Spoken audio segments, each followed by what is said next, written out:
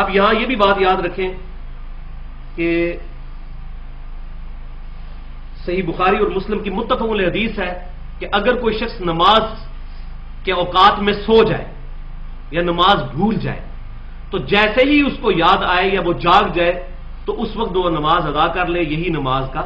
کفارہ ہے۔ جیسا کہ بخاری اور مسلم کی متفق علیہ حدیث ہے کہ ایک سفر کے دوران غزوہ تبوک سے واپسی پر نبی صلی اللہ علیہ وسلم نے صحابہ سے مشورہ کیا، لیٹ نائٹ ہو گئی تھی کہ یا تو ہم فجر پڑھ کے سوتے ہیں، اور آپ صلی اللہ علیہ وسلم کا ارادہ بھی اسی طرف تھا، لیکن کچھ صحابہ یہ چاہتے تھے کہ تھوڑا سا آرام کر لیتے ہیں اور ایک بندے کی ڈیوٹی لگا دیتے ہیں، فجر کے بعد ہمیں اٹھا دے گا۔ تو نبی صلی اللہ علیہ وسلم اگرچہ اس کے لیے جو اس کی حمایت میں نہیں تھے، لیکن آپ صلی اللہ علیہ وسلم نے صحابہ کرام علیہم رضوان کا ریگارڈ کرتے ہوئے فرمایا چلو ٹھیک ہے،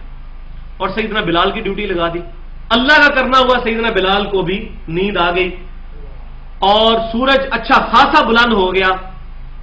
سیدنا عمر رضی اللہ تعالیٰ عنہ کی آنکھ کھلی، انہوں نے پڑھا انا للہ و انا الیہ راجعون، نبی صلی اللہ علیہ وسلم بھی اٹھے، پھر آپ صلی اللہ علیہ وسلم کو پتا چلا کہ ظاہر ہے کہ نماز فجر کا وقت جو فوت ہو گیا، تو آپ صلی اللہ علیہ وسلم نے فرمایا یہی وقت ہے نماز ادا کرنے کا۔ سیدنا بلال نے اذان دی، اقامت دے کر جماعت کے ساتھ نماز، سورج نکلا ہوا چاش کے وقت میں نماز فجر ادا کی گئی۔ تو اس سے یہ بات پتہ چل گئی کہ کبھی ایسا مان، لیکن یہ روٹین نہیں ہونی چاہیے، روٹین نہیں، وہ بھی سن لیں، وہ پھکی بھی لے لیں۔ صحیح بخاری کتاب التعبیر چیپٹر میں موجود ہے، نبی صلی اللہ علیہ وسلم کو ایک بہت بڑا خواب دکھایا گیا تھا، طویل خواب۔ اس میں آپ صلی اللہ علیہ وسلم کو پہلا منظر یہی دکھایا گیا تھا کہ ایک شخص ہے جس پر عذاب یہ ہو رہا ہے کہ ایک بھاری بھرگم پتھر فرشتے اٹھا کے اس کے سر پہ مارتے ہیں،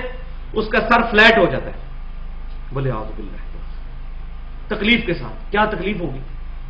پھر اس کا سر صحیح ہوتا ہے، پھر فرشتے پتھر مارتے ہیں اور مسلسل یہ عذاب جاری ہے۔ صحیح بخاری میں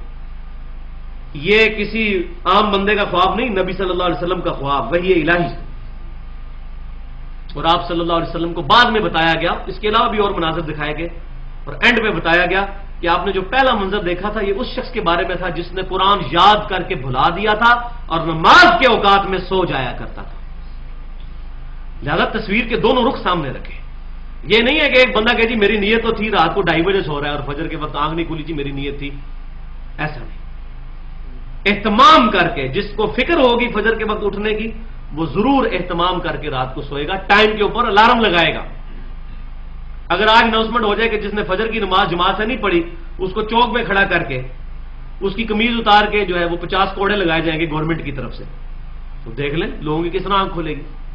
اور اس کے برعکس اگر لالچ دی جائے کہ جو فجر کی نماز تکبیر اولیٰ کے ساتھ پہلی صف میں پڑھے 5,000 روپیہ فی نماز دیا جائے گا اس کو گورنمنٹ آف پاکستان کی طرف سے، دوسری صف والے کو 3,000، تیسری والے کو 1,000، تو کیا حال ہے؟ پہلی صف میں جگہ ملے گی؟ کبھی نہیں ملے گی۔ اور یہ فتویٰ، گاڑا فتویٰ سن لیں نبی صلی اللہ علیہ وسلم سے، صحیح بخاری کے اندر موجود ہے، نبی صلی اللہ علیہ وسلم نے فرمایا کہ منافق کے اوپر عشاء اور فجر کی نماز بھاری ہے، منافق پہ، جس کا کنوکشن والا ایمان نہیں ہے، جس کا کنوکشن والا ایمان ہوگا اس کے لیے کوئی پرابلم نہیں ہوگا، اس کے لیے نمازیں بھاری نہیں ہوگی، قطعاً نہیں ہو سکتا کہ اس کے لیے نمازیں بھاری